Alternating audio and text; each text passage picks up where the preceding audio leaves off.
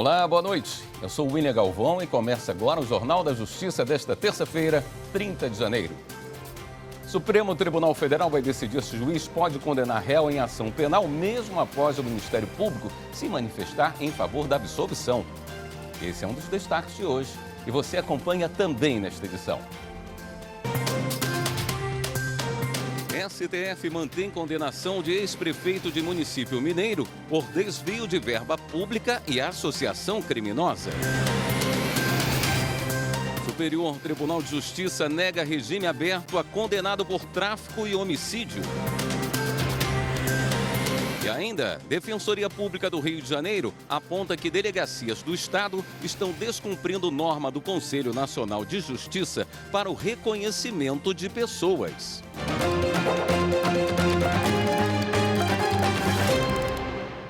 O Supremo Tribunal Federal vai julgar a ação que questiona se o juiz pode condenar um réu, mesmo quando o Ministério Público pede a absolvição dele. O questionamento foi feito pela Associação Nacional da Advocacia Criminal. Os detalhes com a repórter Marta Ferreira. A discussão gira em torno do artigo 385 do Código de Processo Penal, que diz que nos crimes de ação pública, o juiz poderá proferir sentença condenatória, ainda que o Ministério Público tenha opinado pela absolvição, bem como reconhecer agravantes, embora nenhuma tenha sido alegada. A Associação Nacional da Advocacia Criminal, ANACRIM, alega que esse dispositivo violaria os princípios do devido processo legal e do contraditório. Com esse fundamento, a entidade entrou com ação no Supremo Tribunal Federal, questionando a constitucionalidade desse artigo. No pedido, a associação ressalta ainda que desde a promulgação da Constituição de 1988, a legislação processual brasileira tenta se adaptar aos preceitos do sistema acusatório. Se esse é o modelo escolhido para o país e em um processo o titular da ação penal pública pede a absolvição, não cabe ao juiz condenar ou reconhecer agravantes não apresentados pela acusação sob pena de violação ao devido processo legal. A entidade afirma que manter o artigo 385 do CPP em vigor significa aceitar a possibilidade de o Estado ser parcial, o que é inadmissível. O relator do caso é o ministro Edson Fachin. A ministra Carmen Lúcia, do STF, negou o pedido da defesa de um ex-oficial do Exército para anular a ação penal em que ele foi condenado por estelionato militar. Segundo a ministra, o HC foi apresentado depois da decisão de se tornar definitiva em abril do ano passado e, de acordo com a jurisprudência, o habeas corpus não pode ser usado como substituto de revisão criminal. De acordo com o inquérito policial militar, Nilton Antônio Maltoni era tenente-coronel de artilharia do Comando de Operações Especiais de Goiânia e usou a credibilidade do cargo para obter empréstimos de subordinados em troca de participação na compra de uma fazenda em Tocantins para implantar um loteamento.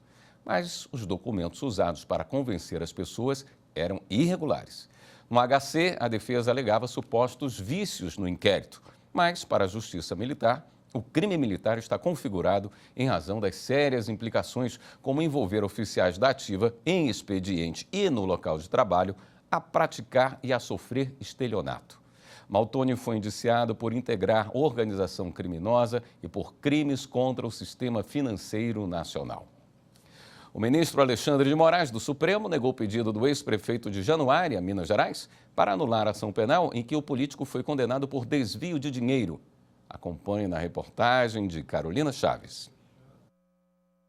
De acordo com o processo, o ex-prefeito de Januária, Minas Gerais, Maurílio Arruda, integrava uma associação criminosa para desvio de verbas públicas. Ainda segundo a denúncia, Maurílio fazia parte de um esquema que desviava valores destinados à educação básica. Ele foi condenado a mais de 14 anos de prisão e responde ao processo em liberdade. A prisão de Maurílio foi substituída por medidas cautelares, entre elas comparecimento periódico à Justiça, proibição de se ausentar sem autorização da cidade de Montes Claros, em Minas Gerais, e da residência por mais de 8 dias, sem comunicar às autoridades. No Supremo, a defesa de Maurílio Arruda alegou que o político não pôde apresentar alegações finais e ser interrogado novamente após os delatores. Na decisão, o ministro Alexandre de Moraes afirmou que a ação penal tramitou somente em relação ao ex-prefeito por força de desmembramento do processo. Com a decisão, o ministro manteve a condenação e as medidas cautelares impostas ao ex-prefeito de Januária, Maurílio Arruda. O ministro André Mendonça, do Supremo, invalidou a obrigação da Light, concessionária de energia elétrica do estado do Rio de Janeiro, de separar a cobrança do consumo mensal de energia elétrica e da contribuição para custeio do serviço de iluminação pública, a chamada COSIP, no município de Queimados. A taxa de iluminação foi instituída por lei municipal, mas o TRF da 2ª Região acolheu o pedido do Ministério Público Federal e considerou a cobrança em conjunto abusiva. A decisão obrigava a Light a emitir as faturas dos consumidores com 2 códigos de barra.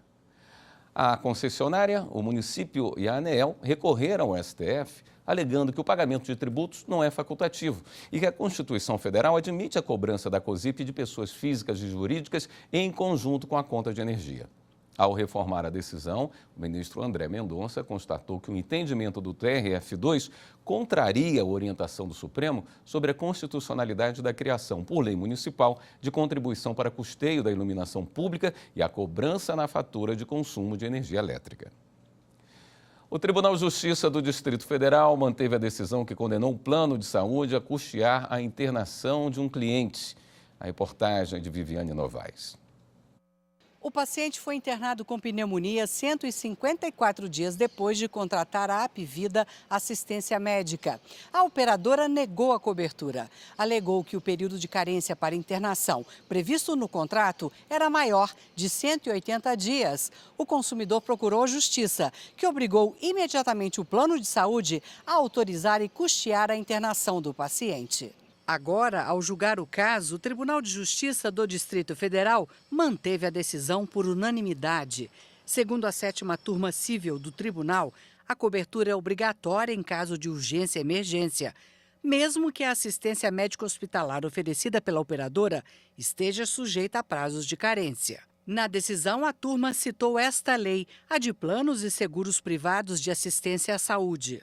O texto diz que o prazo máximo de carência é de apenas 24 horas para urgência e emergência. Além de manter a obrigação da operadora de pagar a internação, o tribunal determinou que a Apvida indenize o paciente em R$ 5.000 por danos morais. A seguir, condenado por tráfico e homicídio tem pedido de progressão para regime aberto negado pelo STJ. Voltamos já.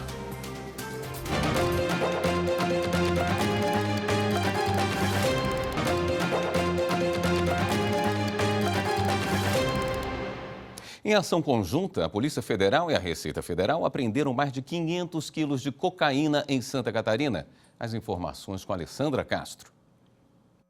Essa é a primeira grande carga de cocaína apreendida pela PF este ano no estado. Ao todo foram encontrados 582 quilos em um container que estava no porto de Itapoá. A droga foi embalada e escondida junto a uma carga de produtos químicos. Segundo a Polícia Federal, os traficantes violaram os lacres do container para acomodar a cocaína sem que a empresa exportadora soubesse do crime. De acordo com o delegado Alessandro Neto Vieira, a mercadoria tinha como destino final a Europa. Essa droga teria como destino ser embarcada em um navio com transbordo em Marrocos e destino final o porto de Antuérpia, na Bélgica. O que chamou a atenção da polícia neste momento foi a grande quantidade de entorpecente encontrada. O Superior Tribunal de Justiça negou liminar a Sérgio de Souza, conhecido como Neném da Costeira, condenado por tráfico e homicídio. Ele pedia progressão ao regime aberto. Os detalhes com a repórter Catiúcia Neri. O réu, que cumpre pena por uma série de crimes, como tráfico de drogas, associação para o tráfico e homicídio qualificado, estava no semiaberto, mas foi transferido para o regime disciplinar diferenciado em um presídio de segurança máxima de Santa Catarina, onde só há o regime fechado. A defesa argumentou que ele já teria cumprido o tempo de pena necessário para a progressão ao regime aberto.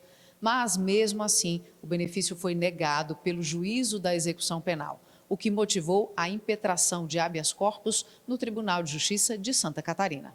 Após ter o pedido negado pela Corte Catarinense, Neném da Costeira apresentou habeas corpus no Superior Tribunal de Justiça. Mas o vice-presidente da Corte, no exercício da presidência, ministro Og Fernandes, manteve a conclusão do Tribunal de Justiça de Santa Catarina, de que a defesa do réu usou o habeas corpus de forma indevida ao abordar a questão típica de execução penal.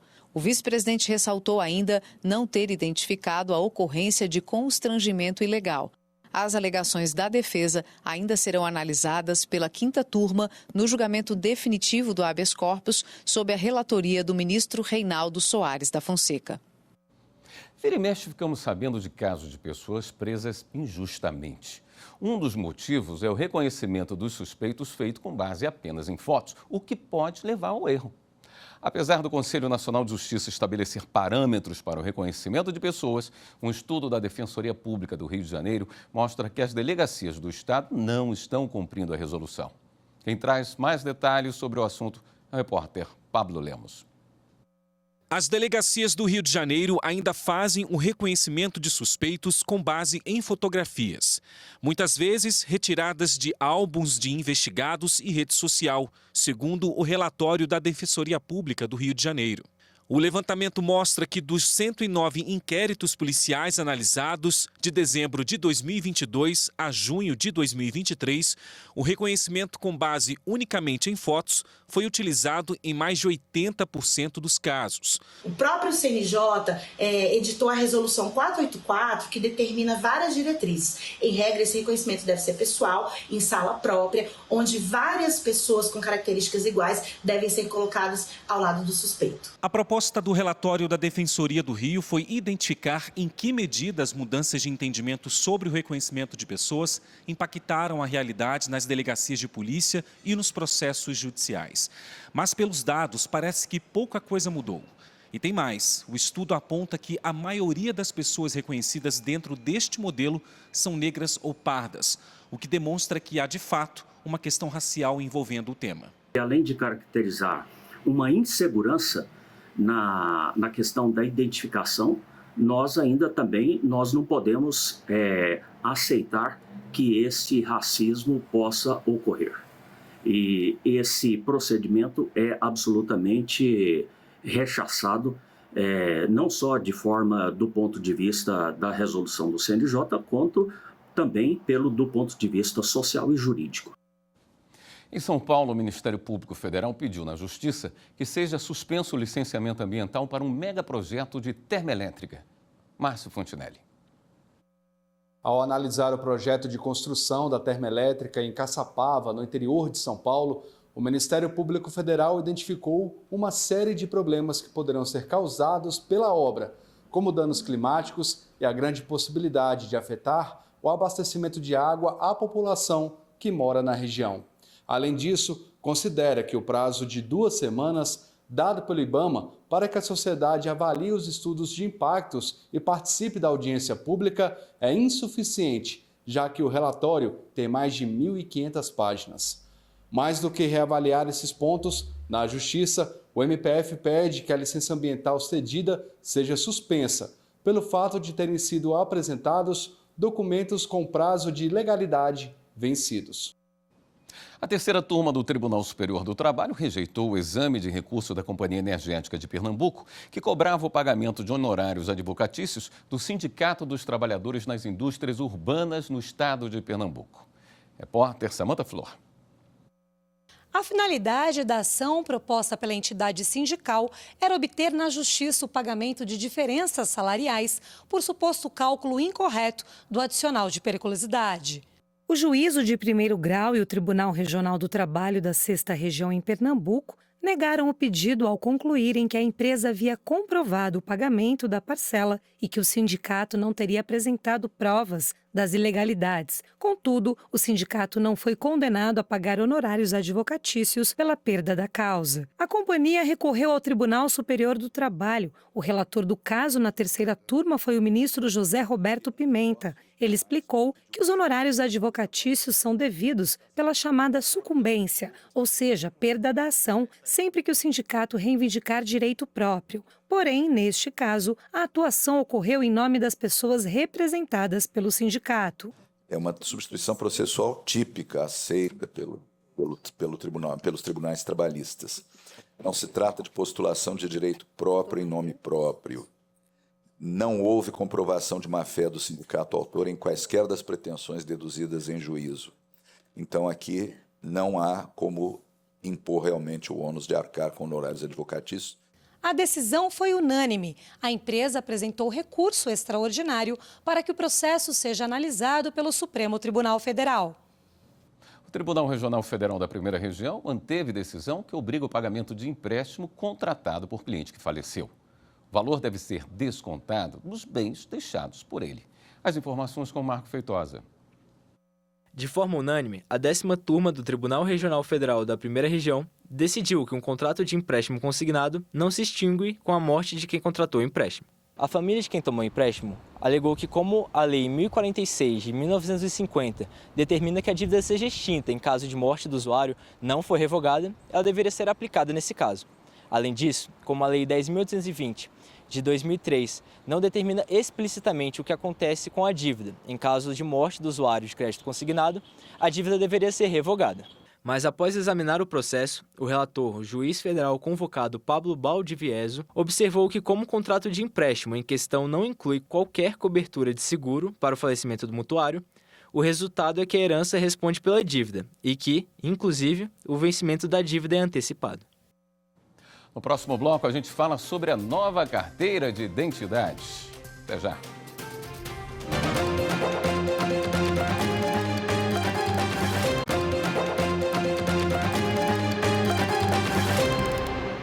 A Polícia Federal começou a investigar a possível prática de homofobia nas redes sociais contra um promotor de justiça do Acre.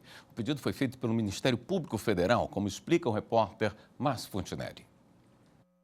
De acordo com o documento entregue à Polícia Federal, o promotor de justiça do Acre teria sido alvo em uma rede social de ofensas homofóbicas que afetam toda a comunidade LGBTQIA+. No ofício, o Ministério Público Federal reforça que o Supremo Tribunal Federal já definiu que, enquanto não houver lei específica sobre o tema, o crime de homofobia deve ser equiparado ao de racismo, com a previsão de pena aumentada quando praticado na internet ou em outros meios de comunicação. Em Minas Gerais, a população já começou a retirar a nova carteira de identidade.